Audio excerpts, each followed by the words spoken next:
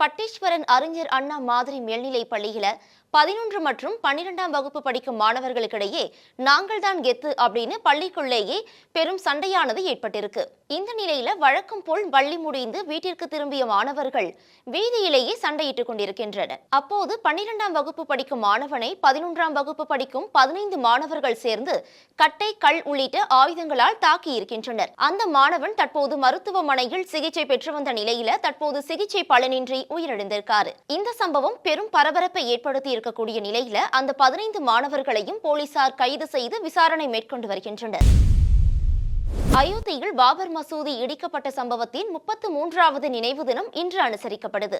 இதேபோல நெல்லை மாவட்டம் மேலப்பாளையத்திலும் முக்கிய நகர் பகுதிகளில் கடைகள் அடைக்கப்பட்டு போராட்டம் நடத்தப்பட்டு வருது.